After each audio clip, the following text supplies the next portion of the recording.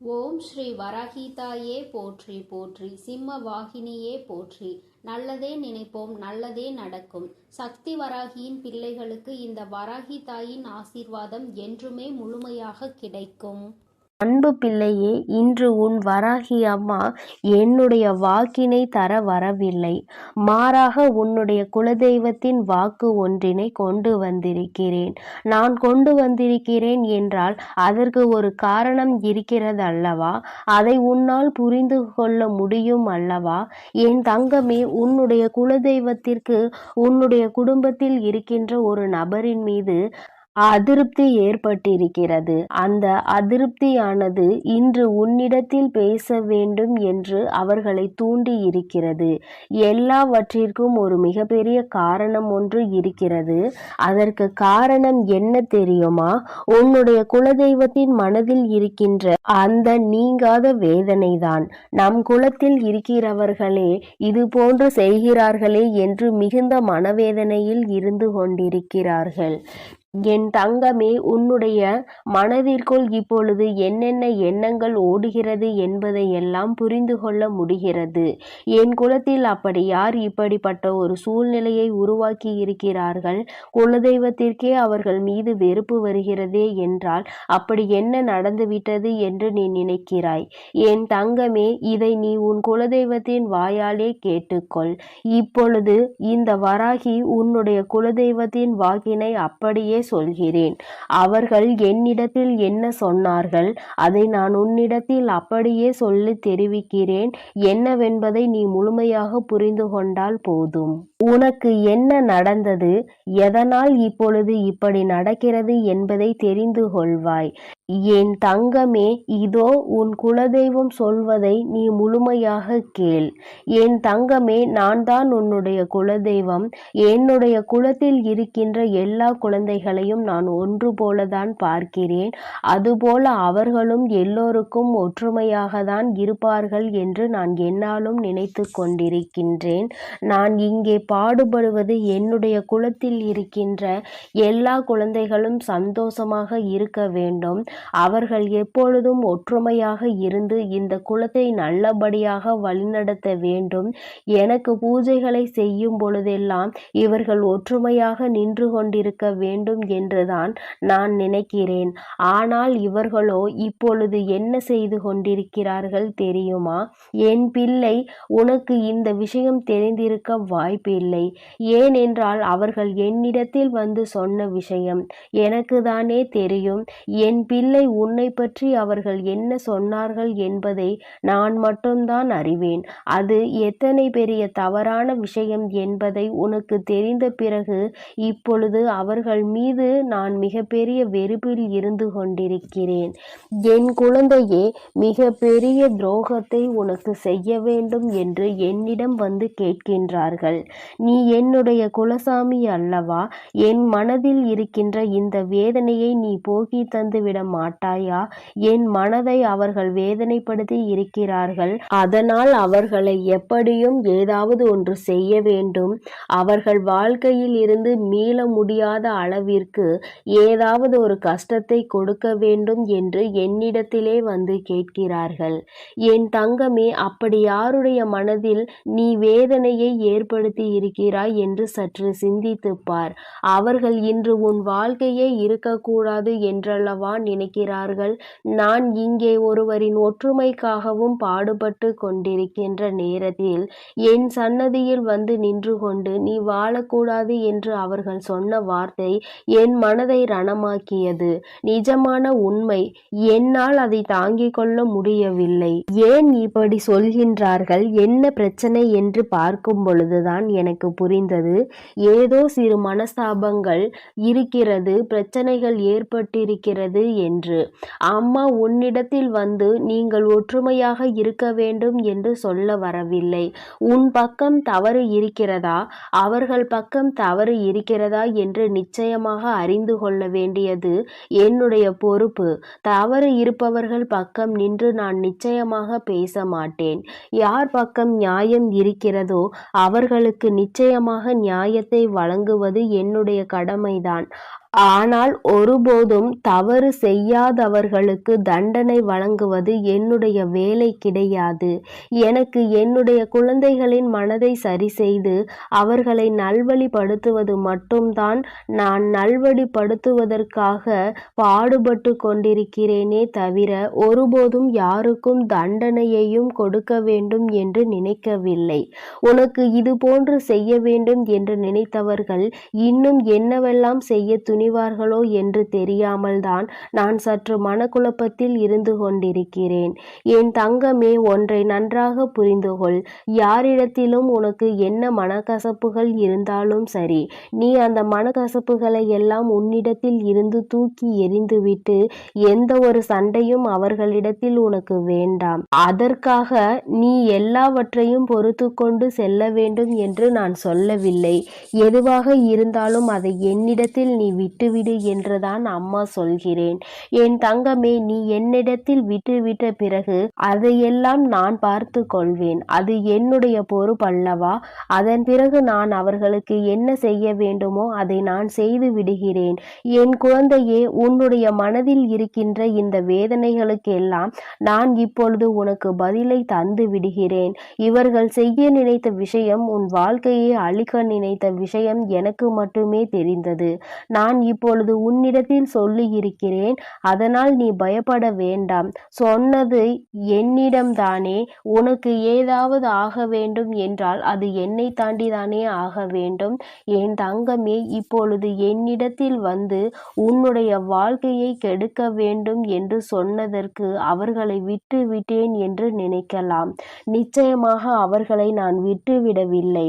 என் குழந்தையே, நீ ஒருவரின் மனதினை வேதனைப்படுத்தி இருப்பது உண்மையானால் உனக்கே அது தெரிந்திருந்தால் நிச்சயமாக நீ எந்தவித சிந்தனையும் இல்லாமல் மன்னிப்பு கேட்கலாம்.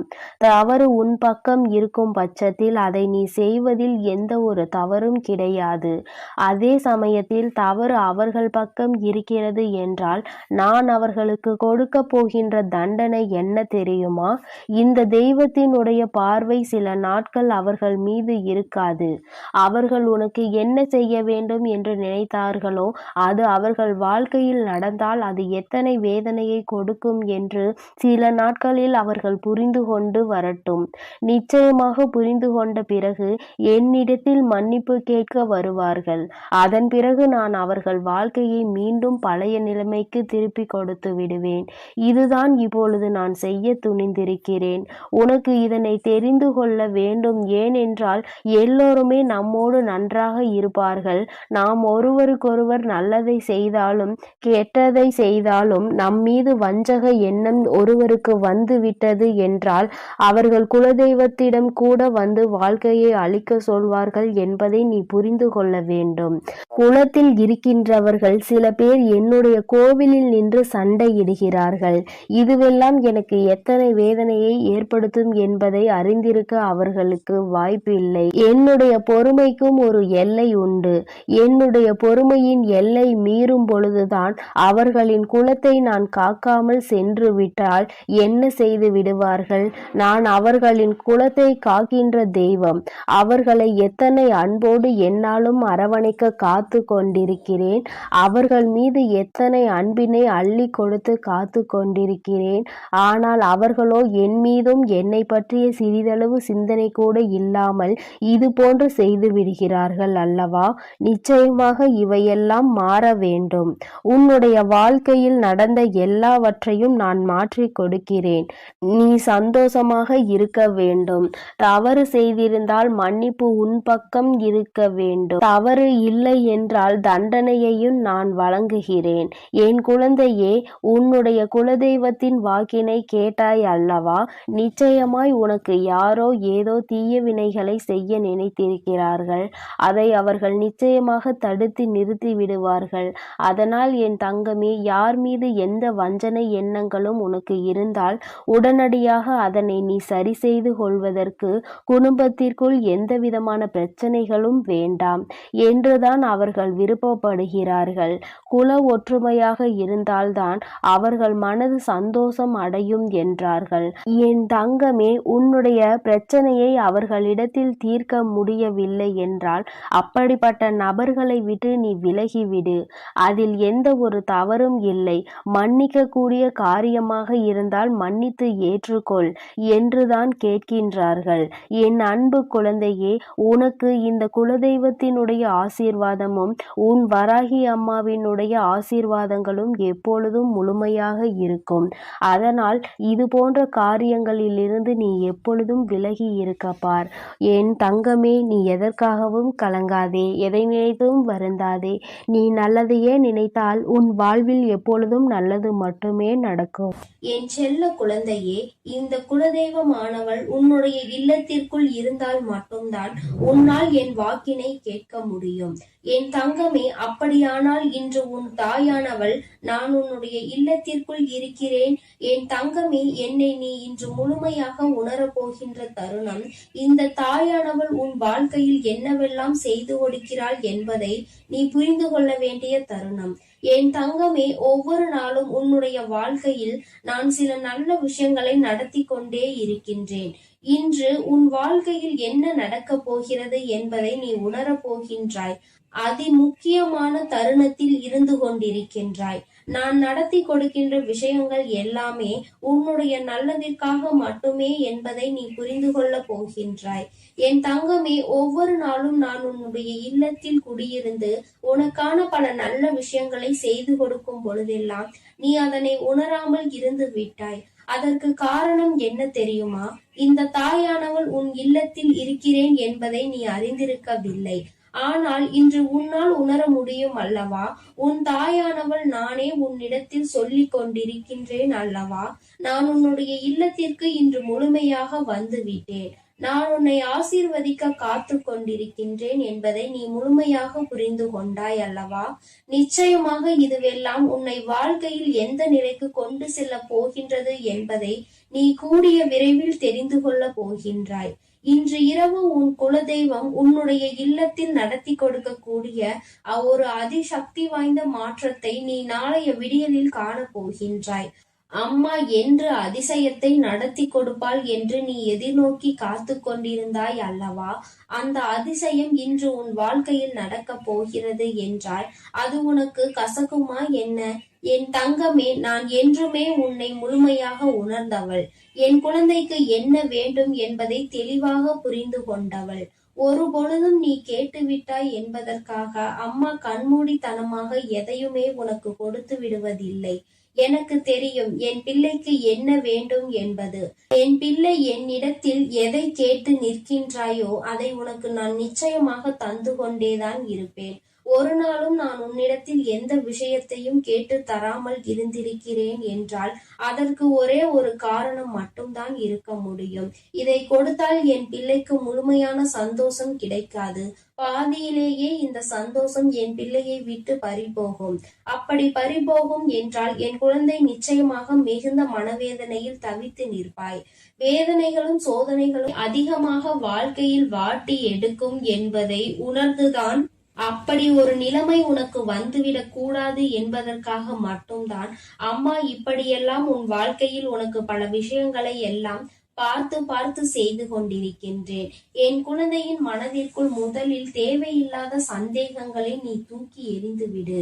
எது உனக்கு சரி வரும் என்று எனக்கு தோன்றுகிறதோ அதை நான் உன் கைகளில் தராமல் விட்டுவிட மாட்டேன். என் தங்கமே, ஒவ்வொரு நாளும் விடியும் பொழுது என் குழந்தைக்கு மனதில் ஏதோ ஒரு குழப்பம் இருந்து கொண்டேதான் இருக்கிறது. இன்று உன்னுடைய மனது குழப்பம் இல்லாமல் தெளிவாக எதிர்நோக்கி நிற்கின்றதோ அன்று நீ இந்த வாழ்க்கையில் எல்லாவற்றையும் என் தங்கமே, முதலாவது இந்த தாயானவள் உன் வாழ்க்கையில் எதற்காக வருகின்றாள், உன்னுடைய இல்லத்திற்குள் எதற்காக நிறைந்து இருக்கின்றாள் என்பதையும் நீ புரிந்து கொள்ள வேண்டும். வெற்றி உன் வாழ்க்கையில் இருப்பதை அந்த நேரத்தில் உனக்குள் நீ அதனை உணர்ந்து கொள்ள வேண்டிய விஷயம், எதற்காக இவள் அன்பினை நமக்கு முழுமையாக கொடுக்கின்றாள் என்பதை.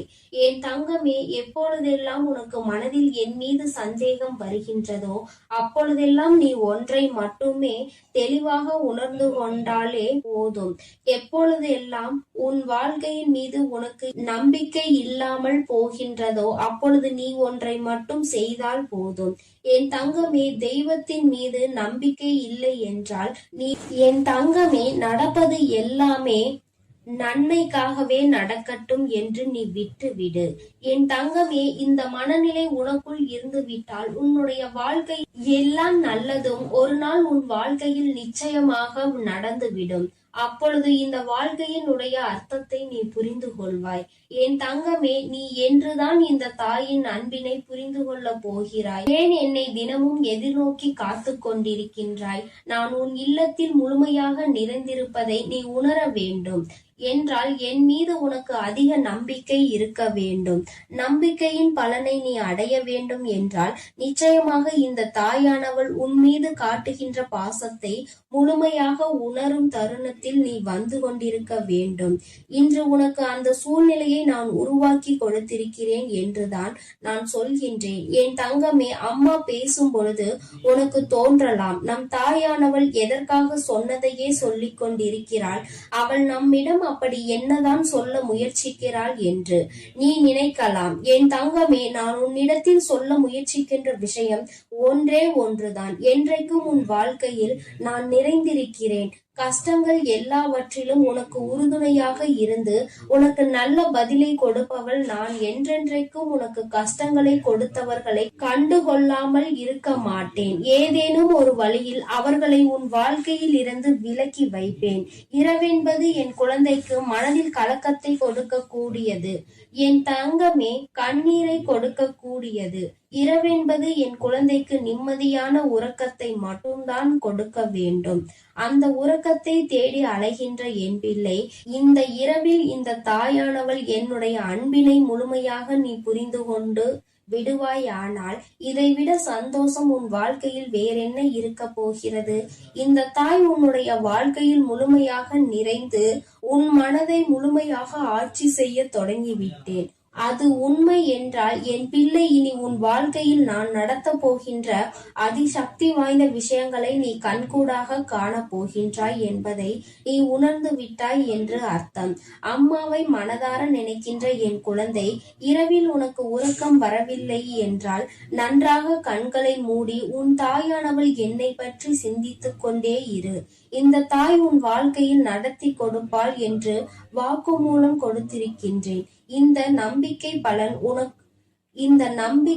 பலன் ஒரு நாள் நிச்சயமாக உனக்கு கிடைத்தே தீரும் என்பதில் எந்த ஒரு மாற்று கருத்தும் கிடையாது. என் தங்கமே, நல்லவை எல்லாம் ஒரு நாள் நிச்சயமாக உன் வாழ்க்கையில் முழுமையாக நடக்கும். அந்த நாள் உன் தாயானவள் உன் கைப்பிடித்து கொண்டிருப்பாள் என்பதை நீ புரிந்து கொள்வாய். என் தங்கமே, நான் உன்னிடத்தில் மீண்டும் மீண்டும் சொல்லிக் கொள்கின்ற ஒரு விஷயம், எந்த ஒரு சூழ்நிலையிலும் எந்த ஒரு கஷ்டத்திலும் உனக்கு யாரும் இல்லை என்று மட்டும் நீ நினைத்து விடாதே. எந்த நேரத்திலும் உன்னை காப்பாற்ற, உன்னை அரவணைக்க உன்னை பெற்ற தாயாக இந்த அம்மா இருக்கிறாள் என்பதை மட்டும் நீ உணர்ந்து கொண்டாலே போதும். என் தங்கமே, உன்னுடைய உணர்வுகளுக்கு உயிர் கொடுக்க உன் அம்மா நான் உன்னை நாடி வருவேன் என்பதை நீ புரிந்து கொள்ள வேண்டும். காலத்தின் கட்டாயம் உன் வாழ்க்கையில் பல கஷ்டங்களை நீ சந்தித்து விட்டாய். ஆனால் இந்த வாழ்க்கை இனி உனக்கு பல நல்ல மாற்றங்களையும் நல்ல திருப்பங்களையும் கொடுக்க போகின்றது. அதனை நீ உணர்கின்ற நேரத்தில் இந்த தாயின் அன்பினையும் முழுமையாக நீ புரிந்து கொள்வாய். வெற்றிக்கு மிக அருகில் நின்று கொண்டிருக்கின்ற உனக்கு இனி வாழ்க்கையில் எந்த கவலைகளும் வந்து விடாது. என் தங்கமே, இனியாவது மன நிம்மதியோடு உறங்கு. உன்னை என்றும் காப்பாற்ற உன் தாயானவள் நான் இருக்கிறேன் என்ற நம்பிக்கையோடு.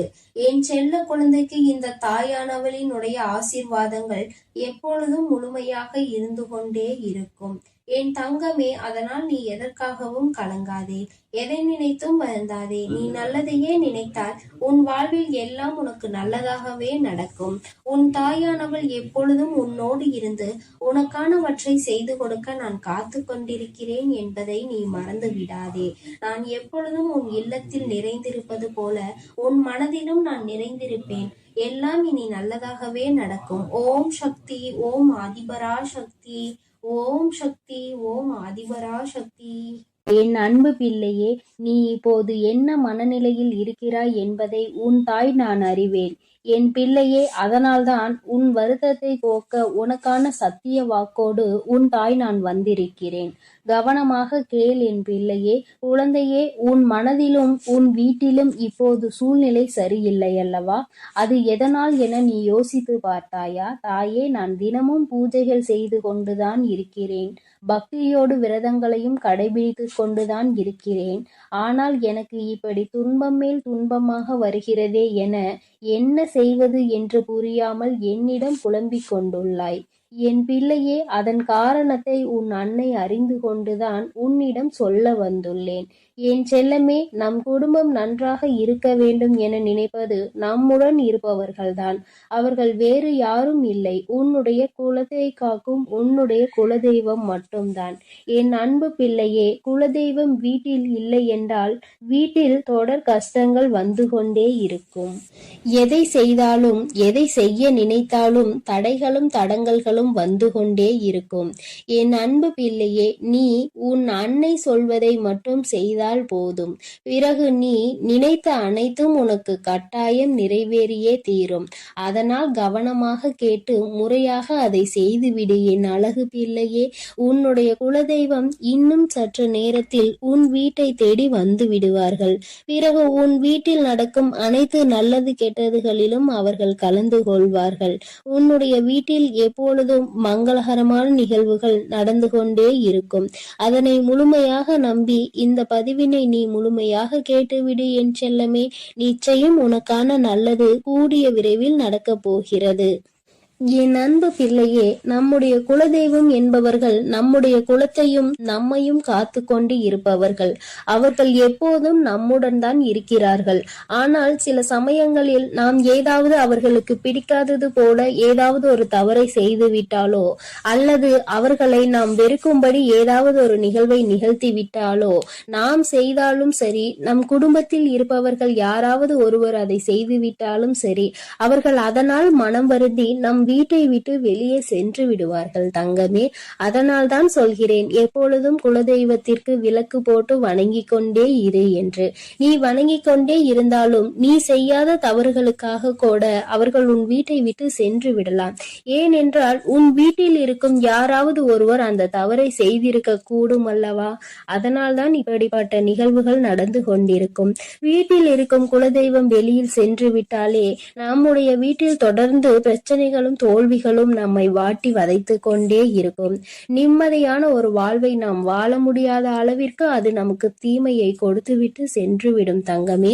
அது உன்னை கஷ்டப்படுத்துவதற்காகவும் உன்னை வேதனைப்படுத்துவதற்காகவும் அவர்கள் கொடுப்பது கிடையாது. நீ அதை புரிந்து கொண்டு மீண்டும் சரியான வழியில் நீ நடந்து செல்ல வேண்டும் என்பதற்காக அவர்கள் அந்த சோதனைகளையும் வேதனைகளையும் உனக்கு கொடுக்கிறார்கள் என்பதை நீ புரிந்து கொள்ள வேண்டும் என் தங்கமே. இப்போது உன் அன்னை சொல்கிறேன், நீ இதை செய்து விட்டால் நிச்சயமாக அவர்கள் உன்னை தேடி திரும்ப வந்து விடுவார்கள் என் தங்கமே. என் அன்பு பிள்ளையே, குலதெய்வம் நம் வீட்டில் தங்க குலதெய்வத்தில் நேரில் சென்று நாம் அடிக்கடி பார்த்து வர வேண்டும். குலதெய்வ ஊரில் இருந்து நீங்கள் தொலைவில் உள்ளீர்கள் என்றால் அடிக்கடி குலதெய்வ கோயிலுக்கு போக வாய்ப்பு இல்லை என்றாலும் நேரம் இல்லை என்றாலும் குலதெய்வத்தில் வீட்டில் எப்பொழுதும் வணங்கி கொண்டே இருக்க வேண்டும். உன்னுடைய இஷ்ட தெய்வங்களுக்கு நீ எப்படி விளக்கு போட்டு மாலை போட்டு பூஜைகளை செய்து கொண்டிருக்கிறாயோ அதே போல உன்னுடைய குலதெய்வத்திற்கும் நீ ஒரு விளக்கு போட்டு பூஜைகளை நீ செய்து கொண்டே இருக்க வேண்டும். என் அன்பு பிள்ளையே, குலதெய்வத்தை வீட்டிற்கு வரவைக்க வெள்ளிக்கிழமை ஒரு வெள்ளை துணியை மஞ்சள் நீரில் மூழ்க வைத்து பின்னர் அதை காய போட்டு எடுத்துக்கொள். பிறகு ஏதாவது ஒரு வெள்ளிக்கிழமை அல்லது புதன்கிழமை அல்லது உங்களுக்கு கிடைக்கக்கூடிய நேரங்களில் அதில் அந்த மஞ்சள் துணியில் சிறிது திருநீரை போட்டு குங்குமம் சிறிதளவு, இது இரண்டும் உங்களுடைய குலதெய்வ கோயிலில் இருந்து வாங்கி வந்ததாக இருக்க வேண்டும். ஏற்கனவே வீட்டில் இருந்தால் அதனை நீங்கள் பயன்படுத்தி கொள்ளலாம். அப்படி இல்லை என்றால் நீங்கள் சென்று குலதெய்வ கோயிலில் இதை இரண்டையும் வாங்கி கொண்டு வந்து அந்த மஞ்சள் துணியில் போட்டு மற்றும் எலுமிச்சம்பழம் 6 மாவிலைகள் 5 வெற்றிலை 3 பாக்கு இதனுடன் காய்ந்த மஞ்சள் துண்டுகள் இவை அனைத்தையும் ஒன்றாக சேர்த்து கட்டி வீட்டின் பெரிய நிலவு கதவில் உட்பகுதியில் கட்டி தொங்கவிட வேண்டும். இவற்றிற்கு கட்டிவிட்டு சூடம் பத்தி காண்பித்து வணங்க வேண்டும். இவ்வாறாக நீங்கள் தினந்தோறும் வணங்கி வந்தால் குலதெய்வம் உங்கள் வீட்டிற்கு குடி வந்துவிடும். பிறகென்ன, தடைகள் உடையும், மகிழ்ச்சி பொங்கும், தொழில் வழி சிறப்பு உண்டாகும், பணப்புழக்கம் அதிகரிக்கும். என் அன்பு பிள்ளையே, இதனை கவனமாக கேட்டு நீங்கள் சரியாக செய்துவிட்டீர்கள் என்றால் உங்களுடைய குலத்தை காக்கும் குலதெய்வம் நிச்சயமாக உங்களோடே இருப்பார்கள். அவர்கள் உங்களுக்கான நல்லது எது கெட்டது எது என்பதை முன்கூட்டியே அறிந்து உங்களுக்கான அனைத்து நன்மைகளையும் அவர்கள் செய்து கொடுத்து கொண்டே இருப்பார்கள்.